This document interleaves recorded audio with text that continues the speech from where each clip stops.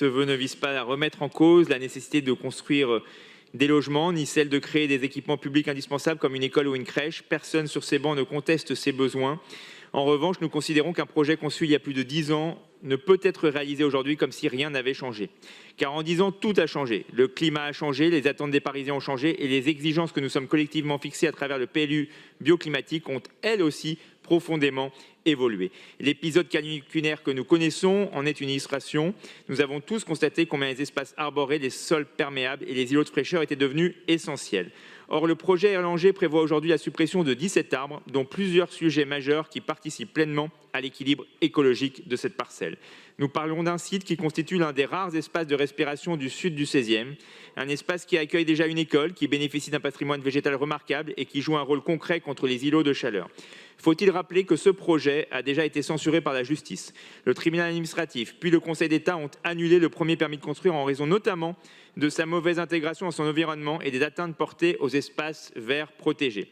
Cette décision aurait dû conduire à une remise à plat plus ambitieuse du projet. Or, le permis délivré en 2023 ne modifie qu'à la marge la conception initiale, essentiellement en supprimant un étage. Mais les enjeux, eux, ne sont plus ceux de 2015. Aujourd'hui, nous avons un PLU bioclimatique.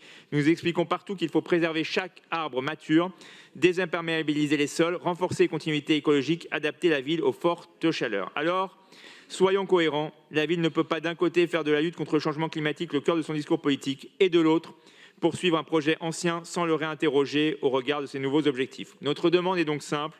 Nous demandons de reprendre le dialogue avec la mairie d'arrondissement, avec les riverains et avec les associations. Nous demandons d'étudier sérieusement la préservation des arbres existants. Nous demandons de renforcer la végétalisation, de développer les sols perméables, d'intégrer pleinement des cours oasis et surtout de déposer un nouveau permis de construire conforme aux ambitions du PLU bioclimatique que vous avez vous-même porté. Merci en réalité, beaucoup, monsieur ce le maire vœu, du 16e pour arrondissement. conclure, Madame la maire, Non, là c'est terminé. ce La vœu est parole un pour appel vous à la répondre cohérence. à monsieur François Faisons Vaugelin en pour sorte 2 que ce minutes. projet public devienne une Non, là, référence vous avez en fait matière 2 d'adaptation minutes climatique. 20, n'abusez pas Le de 16e est prêt la à sympathie. travailler avec vous, Madame la maire. Moi aussi, pour je y suis prête à parvenir, travailler je vous avec le 16e remercie.